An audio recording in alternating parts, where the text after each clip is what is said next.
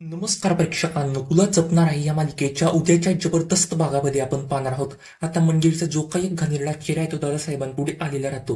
कारण की मंजिरीने मीराला मेंटल हॉस्पिटलमध्ये पाठवलेलं राहतं. त्याच्याने अथर्वच्या मनातनं पण मंजिरी फार देखील उतरली असते. सगळ्या घरच्यांना मंजिरीवरती फारच डाऊट आलेला राहतो. कारण की अथर्वला पण कळलेलं राहतं तिला मीरावरती राग येतो, म्हणून तिला अशा हॉस्पिटलमध्ये पाठवलंय. आता इकडे मंजिरी दादासाहेबांना पण म्हणते, जर का अथर्व परत मला असं काही बोलला ना, तुम्ही अथर्वला बोला या सगळ्या इस्टेटीच्या या सगळ्या प्रॉपर्टीचा मी स्वतः मालक आहे, तू मला असं अजिबातच बोलू शकत नाही. त्याच्याने दादासाहेबांना मंजिरीवर फार डाऊट येतो. कारण की दादासाहेब म्हणता मंजिरी यापुढे असं अजिबातच वागली नव्हती. या अवघ्या 2 महिन्यामध्येच मंजिरी सगळं असं वागते.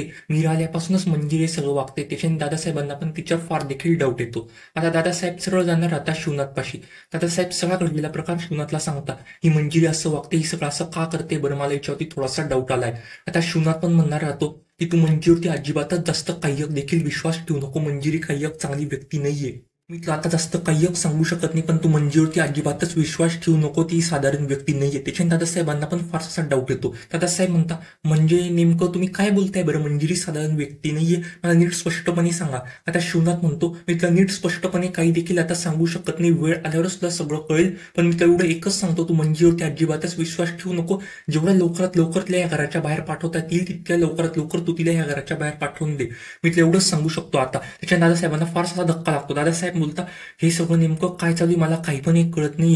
हे म्हणतात तिला घराच्या बाहेर आकलून दे, मला पण तिच्यावरती थोडासा डाऊट आलेला आहे. तर शिवनाथ डायरेक्ट साहेबांना सांगणार राहतो, बरं ठीक आहे, आता मी तर जे काही सत्य ते सगळं सांगून देतो. याची वेळ तर नव्हती आलेली योग्य, पण मी तुला हे सगळं सांगतो. तू लवकरात लवकर मंजिरीला घराच्या बाहेर हाकल. ती तुझ्या घराचा आहे ना विनाश करेल, ती चांगली व्यक्ती नाहीये, मी तर एवढंच सांगतोय आता. आणि जा इथून बरं तू. त्याच्या दादासाहेबांना एकदम धक्का लागतो. दादासाहेब बोलता, बरं ठीक आहे जातो, असं म्हणून दादासाहेब पण इथून निघून जातात. आता मंजिरीला सगळं कळेल का? मंजिरीला सगळं कळलं की मंजिरी पुढे काय करेल मानव फारच रंजक ठरणार आहे.